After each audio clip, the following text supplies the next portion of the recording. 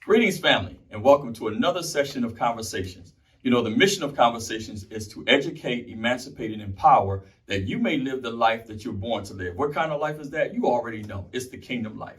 And listen, the month of October has always been known to be Breast Cancer Awareness Month. Normally we're wearing pink. I didn't wear my pink today. I'm wearing a derivative of pink, a variation of pink. I got my red on. It's Breast Cancer Awareness Month. It's Breast Cancer Awareness Month, but we also want to acknowledge the fact that it's also, and I want to make sure I say it right, it's also Depression and Mental Health Screening Month as well. Let me say it again, Depression and Mental Health Screening Month. And you know, mental illness is something that is very common, but not very much talked about.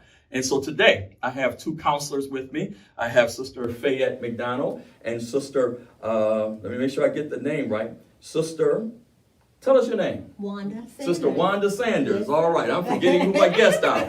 Sister Wanda Sanders. I'm just gonna call her Sister Wanda and Sister Fayette. And they are counselors. Actually, they have a counseling ministry, business, if you will, called Bridging the Gap Counseling Service. We'll make sure we have some information about their work that they're doing before we are finished with this session. Bridging the Gap Counseling Service, and they're here to talk to us today about mental health, mental illness, and that kind of thing. And let me just begin by saying this.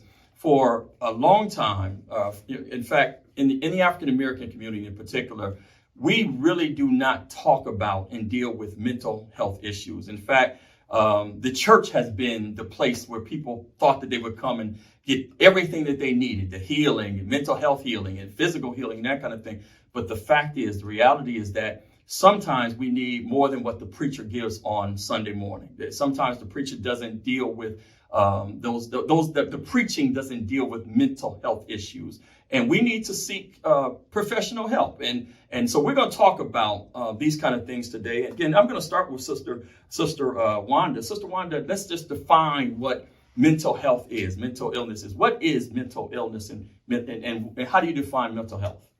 Mental health is dealing with conditions that are the same as health issues. They're just as you would have diabetes or any other type of health issue. It's the same thing as that. Just as you would not be able to have a broken arm and not seek treatment for that, we make sure that we seek the same treatment for the mental health issues that you have.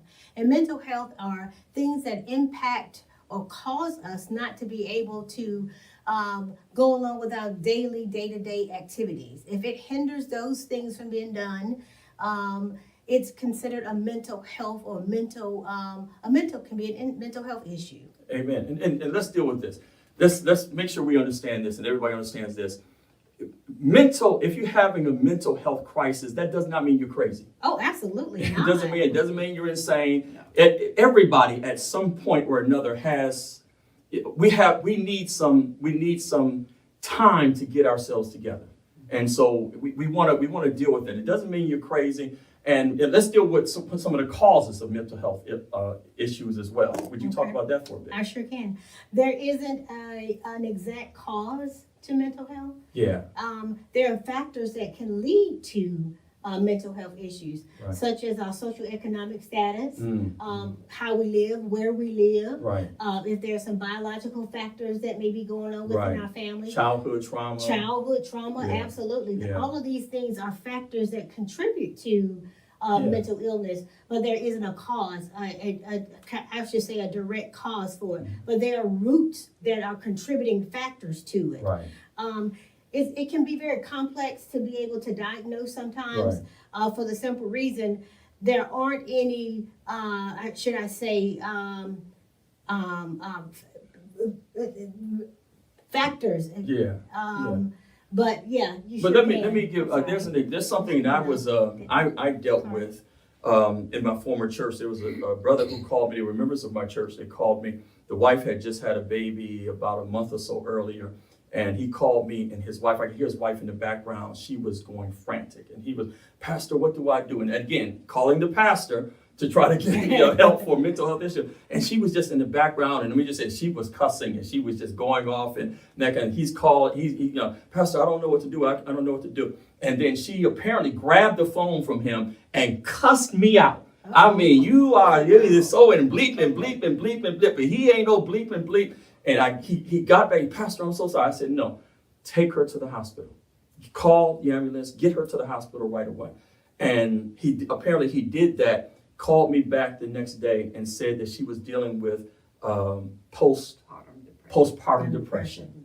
She got on the phone, apologized for cussing me out, but thanked me for having him, because it's just she was dealing with, and she didn't know what she was dealing with, and he didn't know what he was dealing with. And so there are triggers, there are things that happen in our lives that sometimes it's hormonal, and sometimes it's the death of a loved one. Oh, absolutely. I just suffered. Yes. I just suffered. 2 years ago, death of my wife, and I had to take a mental health break. Absolutely. Because the sadness and sorrow and all that kind of thing as well. Sister Faye, let me ask you this.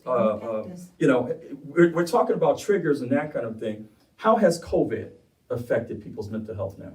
I'm sure there's been a tremendous impact in people's mental health. It really has. Just the other day, the American Academy of Child and Adolescent Psychiatry and the Children's Hospital Association declared a national emergency for children's mental health, because it's just so prevalent. Before the pandemic, mental health concerns were rising, and suicide was on the rise. But in 2018, suicide was the second leading cause of death for the ages 10 to 24. The second leading cause of death. 10 to 24. 10 to 24. Wow, which says to us that many parents are ignoring the signs of mental illness in their children. Correct. And sometimes we think they're just acting up and they're bad and that kind of. Sometimes they're dealing with some mental health issues. Absolutely. Yeah. Absolutely. And so our adolescents are really having a difficult time with the isolation, with the unknown, because you don't know what tomorrow is going to bring. Absolutely. You have the anxiety of the parents, and then grief. Many children have lost their primary or secondary caregiver through COVID. Right. So it has really impacted us.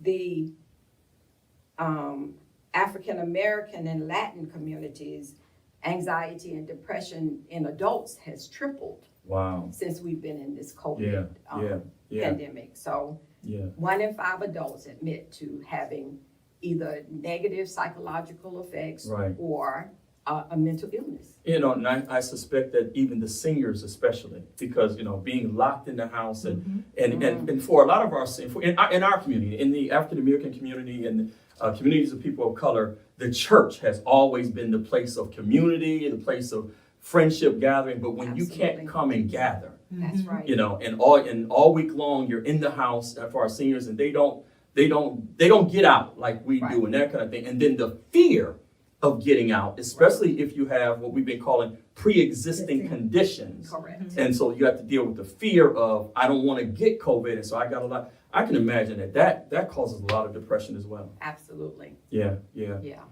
Well, speaking of depression, listen, what is it? 1 Kings chapter 18 talks about Elijah, the prophet, powerful prophet of God, who calls down fire to come on Mount Carmel and that kind of thing, and kills over 500 of the prophets of Baal in this day and whatnot. But when he hears the word from Jezebel that she's going to kill him, the Bible says he flees. He kills 500 prophets, over 500 prophets, calls fire down, but one terroristic threat from a woman. When a woman has the power to do that now. Don't listen. From a woman, he runs, and then he does this. He says, God, let me die. He had a suicidal spirit. Yes. He wanted to die, which says that it doesn't matter how spiritual you are. That's right. Don't matter how powerful you are. Doesn't matter how holy you are. You can still become prey to mental illness. That is so true. Yeah. That is so true. And the Bible speaks of a few people who have dealt with mental illness. King David Absolutely. dealt with depression. He wrote those Psalms, and Yes. they were full of despair. Yeah. For instance, Psalm 6:6-7. I'm worn out from sobbing all night. I flood my bed with weeping and drench my couch with tears. Yeah. Wow. You know, and then the prophet Jeremiah, he wrote Lamentations, and it's nothing but you crying. This. You would say that when Jeremiah wrote Lamentations, you would say he's having a pity party. Yes, indeed. But really, he was dealing with mental illness, and it's because the cause was because he was crying for the plight of his people. Right. But it still caused him depression and that kind of thing. Exactly. And so, but you know what? Okay, we can deal with. You know, we know that depression exists. I dealt with it in my life in the past. Some years ago, and I didn't know what it was for a while. I would preach and powerful preaching and that kind of thing. And that when I would come home from church, my wife Kathy was with me. I would come home from church and sit down, and I could feel something coming over me. And my wife eventually said she could see it, and I would be in a emotional slump for 2 days. Wow. Wednesday, get back up out of it, teach on Wednesday Bible study, and then it would come back over me again. And I did not know that it's what the Bible calls it, the spirit of heaviness. Mm-hmm. I did not know that it was a spirit, and it was a spirit of depression coming over me. And I would just be in a funk for 2 days and everything.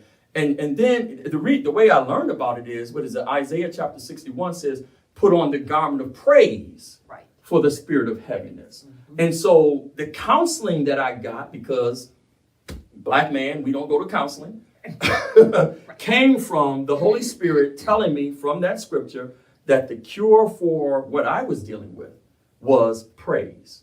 And I learned, and even now when that spirit comes over me, I learned to praise. But if I did not have that spirit to guide me to know what to do, I would probably still be dealing with depression. And who knows, depression leads to the spirit of suicide. True that. And so you got to get help when these things come up. Sister Wanda, let me bring you back into this conversation. Let me ask you this. Does mental illness, I just talked about my situation, does mental illness affect men differently than women? Is there a difference? Absolutely, because we are different. I'll start there because we are different. Men have a tendency to, I'll start with women first. Women have the tendency to ruminate on things. They what do you mean by ruminate? Dwell on things. Okay. And so when we dwell on things, sometimes that causes us to go into a depression. Wow. To go into depression. Yeah. Oftentimes we'll isolate ourselves. Right. When we're going through things. So women have a tendency to suffer more with depression than men do. Right. Yeah. Men, on the other hand, have a tendency to externalize what they're going through. They will talk about it. They will bring it out a lot more. However, they have a tendency to be more susceptible to alcohol and to substance abuse and to violence against women. Absolutely. Yeah. They do. Yeah. They externalize their emotions a lot more than women. Women are talkers. We're by nature, most of us are by talkers. Men are not. Right. We kind of keep things to ourselves more so than other ones, and we become. Sometimes we can become aggressive as well. Men become aggressive as well. Right. But for women, the diagnosis of depression is very prevalent with us. Right. Yeah. Right. And, women deal with so much. You get the mother, the wife, the businesswoman, all of that kind of stuff, and and then you want to be seen as, and forgive me, I'm not trying to. You all tell me if I'm wrong. I don't mind being told I'm wrong. The woman, especially black women, the strong black woman, and so the strong black woman is able to fight off everything and able to, go into that lion's den and fight off the lions, but in the inside, hurting, yes, absolutely, pain. And now what I have found is that what women do is they will talk to one another, but in the talking to one another, it's really not a vessel for healing. It's a vessel for venting. Yes. Because the other women are struggling with the same kind of, so it's really kind of we're comrades in this battle together, but there's really no healing. And let me just speak for men now. We don't go to counseling. No. We don't go. We will not go. Ain't nothing wrong with me. Something wrong with you. You go. And men don't hardly go to the doctors either. Okay. So they don't want to see a doctor. Leave us They don't alone. wanna Leave go us talk to alone. anybody Listen, about what's going it's a on pain. with I can deal with it. unless it's bleeding and falling off, it's gonna be all right. But Oh, the fact gosh. is, we need serious counsel. You can't teach yourself what you don't know. Absolutely. And sometimes you can't recognize what's going on with you, so you gotta go and get the help that you need. Absolutely. Yeah. It's just about seeking the counseling and identifying with the right provider, the right counselor. The right provider. So sometimes you can go to a counselor and that counselor isn't a fit for you. Right. It's okay to try to go and seek someone else so that you're comfortable enough to be able to share those things. Now, what you just said is powerful, because what we will do, if the first one is not right for us, we'll give up on counseling. Correct. But we got to remember that this is about our healing. Yeah. And you would not, in many cases, you're not going to accept the opinion of one doctor. Even doctors go to other doctors to talk about another case and that kind of thing. This is about your healing. You got to get the help that you need, and you don't stop until you get that help. Well, and it's like I said earlier, we talked about with our physical health. We will go to the doctors if we're having diabetes or whatever. Or even, let's just say something simple as a broken arm. Right. That our arm may be broken. We're not going to walk around with that broken arm for weeks or months at a time. We're going to seek the help for that. Why not do the same thing for mental health? Mental health as well. To go and try to get the help for that. And if it's broken, and you went to one doctor, and that doctor is not able to give you the results that you need, the help that you need, you would go see someone else. Exactly. Right, to be able to get that healed. It's the same way mentally. We have Absolutely. to be able to seek the right treatment so that we can be healed. Absolutely. Now, what we're talking about is the stigma Oh yeah. of Big mental one. health. I'm not crazy. Right. I'm not insane. It's not about being crazy. It's not about being insane. So what can we do to break the stigma of going to a counselor and admitting I'm having a health moment, I'm having a mental health moment, a mental illness moment? What can we do to break that stigma? One of the biggest things is to educate ourselves, and for us as society as a whole to be educated on mental illness, mental health. Because for so long it's been that stigma, as you just mentioned. If we make it a part of our day-to-day conversations, it's not so much of a stigma anymore. Right. For us, first of all, to not, and for us to not make it a stigma, to communicate about it a lot more than we have in the past. And then also, number two would be to not buy into some of the stuff that we have. There you go. All of the things that we've heard in the past about mental health, like you're crazy because you need to seek somebody, you need to seek attention, to talk to somebody about some things, or grief or whatever that's in your life.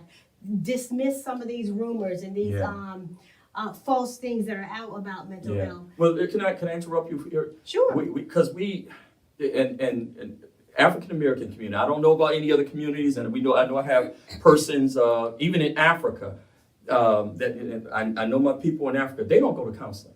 And one of the reasons why we don't also is because we're afraid or the family doesn't want people to know what's in the family. Mm-hmm. And so you got to fight the family with, well, what did you say to them? And what did you tell them? And we cover things up and we hide things. What happens in this house, and you don't air dirty laundry and that kind of thing. Well, I'm hurting. Absolutely. And I'm not getting I'm hurting. Where do I go to get the help? And so the first place where that stigma begins is in the family. We got to break that thing. Mm-hmm. We have to break it. That's why I say talk about it. Educate ourselves, educate others. Talk about it. And when it can become a part of a day-to-day conversation, it's not so much a stigma attached to it. Right. And then we're more likely to be able to seek help then. Yeah, exactly. Yeah. And I love the fact that we've changed the terminology. It's mental illness. Mm-hmm. We're dealing with mental health issues. The month of August, I took a break and just got in my Jeep and rode, because I needed a mental and emotional health break. You have to have it. And then I posted on Facebook, and I'm not ashamed to say it, I'm not going to apologize for it. No. Because, I can't be what I need to be for everybody else if I'm not good for myself. Absolutely. And so you got to do that. And so, what can the church do? Let's talk about what can the church do to help break this stigma? Okay, so, the stigma tends to be the strongest in the church. Yes. That's true. Say that again. Say that The again. stigma tends to be strongest Because the in the church. people who are in the church don't think they need help. Correct. The preacher gives everything I Right. need. And if you are sad or you're fearful or you're Yeah. worried, then your faith isn't strong enough. There you well, go. Yeah. that's not true. I mean, because you have a mental illness does not make you any less a Christian. It is Right. not a sin. Right. It is what you are dealing with. The mind has deteriorated just like the body has because Absolutely. man sinned and Absolutely. because of the fall, Yeah.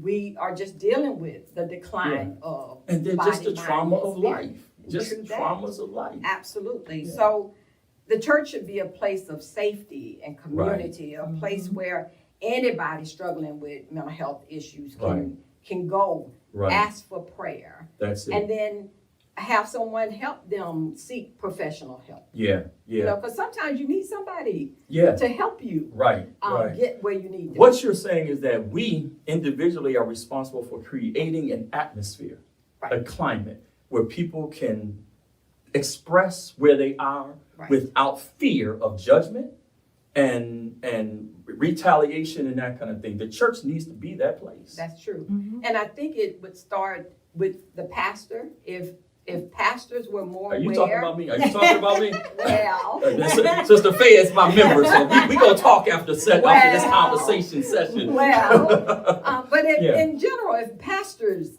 Absolutely. were more aware of mental health issues and Absolutely. made it more comfortable to speak with their congregation Let about me tell it. you, there are more pastors that I know who are honestly who are dealing with mental health issues. Right. And we may not know it. There's so many pastors that have committed suicide. Right. One couple of years ago sent his Sunday morning, sent the family to church, and then went outside, wrote a letter, his final letter, left it in the house, went outside in the driveway and put a bullet in his brain. The reason why, and he said it in the letter, the reason why he didn't want to do it in the house is because he didn't want his children, every time they came into the house, to think about his body. Well, every time you're in the driveway, Okay. he was dealing with mental health issues. Correct. And he's got to minister to other people, but he needed ministering to himself, for himself, I should say. And you have to take care of yourself, as you said. Absolutely. If you don't take care of you, Nobody else will. exactly. Nobody else will. And again, we've made mental illness normal. Let me explain what I mean by that. If everybody around you is mentally ill, then and you're mentally ill, you're having, these crises and everything, then you won't seek the help that you need because you think I'm normal. Right. Okay. So, That's true. mental illness becomes normal, but somebody's got to break that cycle. Somebody's got to break that chain. Somebody's got to break that family curse, if you will, of this is not normal. This is the whole purpose of conversations is for us to live the life we were born to live. Well, the life that you're born to live is not a life of depression, of sadness, of sorrow and sickness. The life that you're born to live is a life of wholeness, Right. a life of healing, and a life of seeking wholeness when you're not whole. Right. Absolutely. Yeah. So we talked about the church, a little bit. We can stay on that all day. But individuals, and we may have already talked about how can individuals help with breaking the stigma. Well, we have to remember that no two people will behave the same way when they are in the middle of a mental health crisis. Yeah. So if you're around someone, you pay attention to the change in their mood and behavior. But first of all, you have to be aware of yourself. Right. You should be able to check yourself and say, Right. I'm not feeling quite right. Wow. Yeah. Yeah. And when you notice that, then be comfortable enough Yeah. with who you are to be When you're able not to see feeling that. yourself. Correct. Yeah. When you're Correct. not feeling yourself. And I like what you said, Pastor, because you realized that you needed some time. Yes. You took some time for yourself, so Absolutely. exactly what you said. And don't and apologize for it. recognizing and Yeah. and then doing Yeah. something about it. Yeah. Right. So Yeah. being aware of what's going on, Yeah. knowing the people that you are around, looking for those signs, as you're saying, looking for Absolutely. those signs and things that Absolutely. things are something is a little bit off. Things Right. are a little bit different than Right. what they normally are. Right. And so, hey, know, do you think we need to call somebody?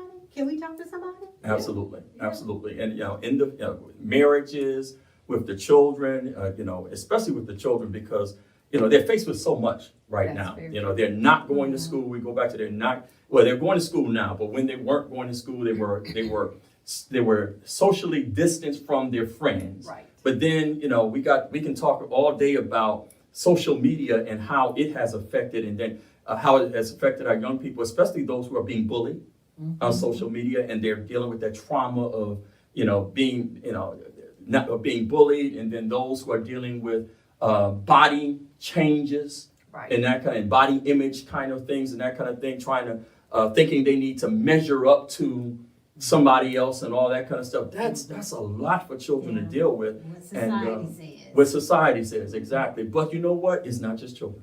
It's us adults Oh, also. yeah. Absolutely. We measure ourselves by other people. Well, and that's that where kind they of thing. get it from. That's where they get it from. That's it. That's yeah, it. we're their template. We're their Absolutely. example of Absolutely. how to live life. And, Absolutely. and when we don't, know how to Yeah. live, then how can we convey that to them? Yeah. And the bottom line is we need to, and I'm gonna let you all, this is your work, this is your business. We need to encourage people to get help when they need help. You mentioned about recognizing yourself. This is Breast Cancer Awareness Month. One of the things that we tell the sisters to do is do their own breast self-exam. We need to do mental exams as well. Correct. We need to do mental exam. You're just not feeling yourself, and you something is out of sorts. So you got to evaluate. Exactly. Scripture says, let every man examine himself. We got to examine where we are. Absolutely. Emotionally, mentally, that kind of thing, to make sure we are healthy and whole. Because you can't minister, you can't serve other people, you can't live the life you were born to live if you're not healthy and whole. Correct. And so, Yeah. What do you all want to say? Last word, Sister Fayette. Last words. I just wanted to say that, there are 3 R's when it comes to individuals helping. Recognize when you or your loved one is not feeling Right. quite right and might need some help. Number 2, re-educate those around you to let them know that there is hope and help. Recognize, re-educate. Yeah. Correct. Yeah. And then the third one is reduce the stigma and the hesitation to seek care. Yeah. We just have to be able to talk openly and honestly and encourage the same equality between physical Right. health and mental mental health. health, You would right. not make a joke about somebody Yeah. going through cancer. Having cancer. Exactly. Right, but- It's not funny. But you Right. make, you We can. will, yeah. Yeah. We'll beat a person Yeah. up Yes, indeed. for, And we have to remember that our words matter. Absolutely. It matters the language that Yeah. we use. And then lastly, don't stigmatize yourself. Don't get so, share what you have gone through Right. so that it is helpful to someone else. Because your struggle could be the help that someone else needs. Your someone tragedy to- could be your testimony Absolutely. that gives someone else triumph. I like that. I'm a minister. I need to write that down. Yeah. We Okay. need to talk about it. Absolutely. Yeah, Let's yeah. talk about it. Sister Wanda, what do you have? Your last word. It's just seek the help. Get Seek the help. out, contact someone, contact a provider to be able to be seen. Don't be ashamed. The stigma that we've been talking about today, don't get stuck in that. Yeah. Get the help. Get the Really help get the you need. help. And the Bible lets us know, and I wrote down something. I just got a scripture here. The Bible lets us know that there are people who can help us. In 1 Corinthians chapter 12, verses 4 through 10, talks about those who have spiritual gifts. And some of the spiritual gifts, word of wisdom, word of knowledge. It says to another, the gifts of healings by the same Spirit, and then discerning of spirits. Persons who are counselors, I believe those who are spiritually gifted, who are counselors, God gives them a word of wisdom to give to people who may be ill, to get them out of their illness. A word of knowledge. Okay, this is what you're dealing with. When you go to the doctor, you may not know what's wrong with you, but the doctor looks at the symptoms, do the test, and they diagnose. Okay, this is what's wrong. Now we know how to treat it. Right. But if you don't know what's wrong, you'll never get to treatment. If you don't know that you're dealing with mental illness, Right. you just know something's wrong. But if you don't know that it is mental illness and what, going back to the triggers, what may have triggered it, how do you get the treatment that you need? You need to go to a professional, Absolutely. somebody who has a word of wisdom, word of knowledge, discerning of spirits, discerning of the thoughts of the mind, who study and this is their gift, and get the help that you need. Absolutely. Yeah, and so I want to encourage everybody. Listen, I wouldn't share my problems with everybody, but I would share it with persons who I know can help me. Right. Everybody can help you. I would not go to my medical doctor for a mental illness issue, but I would go to a counselor. Right. I would not go to what. I'm not going to go. I'm vegetarian, so I wouldn't go to the butcher to get help with my arm. I'm going to go to the person who knows, who has what I need. And counselors, and these are two right here, Sister Wanda Sanders, Sister Fayette McDonald. These are persons who, again, bridging the gap counseling service, who this is their gift. This is what God has blessed them to be able to do. I'm gonna let them tell you a little bit about their business before we go. Who wants to talk about that? Bridging the Gap Counseling Services is located at 1829 Wrightsboro Road, which is right across the street from Macedonia Church of Augusta. Exactly. Yeah. We are there when you need us. Just give us a call. The number is 706 762. 762, I'm sorry, I said 762, 706, yeah. you said 706. That's all right. 762-499-0447. Okay. Right. And we're going to have their information. We'll have this on the screen, so you'll have this, because we want you to listen. If you don't go to them, go to someone. And let me again say, this issue is not a black issue, is not a white issue, is not an American issue. I've been talking about people in various African countries. They do not go to get, they don't, one is economics, as you mentioned, Sister Wanda. They don't have the finances to pay for a counselor, but then they're dealing with the stigma of you just don't go and seek help. Listen, this is a serious issue, and people, you can't live the life you were born to live if you're dealing with some kind of mental health issue. Please get the help that you need. Go and seek the help that you need. God has put people in your life to help you. Paul called Luke the beloved physician. Why? Because Luke had medical knowledge. We don't know if it was medical, physical, biological, or physical, medical, or it was mental health issues. But you need to get the help that you need. That's why we're here talking about this on Conversations today. Pray that it's been a blessing to you. Please get the help that you need. We love you, and there's nothing you can do about it. God bless you. Peace.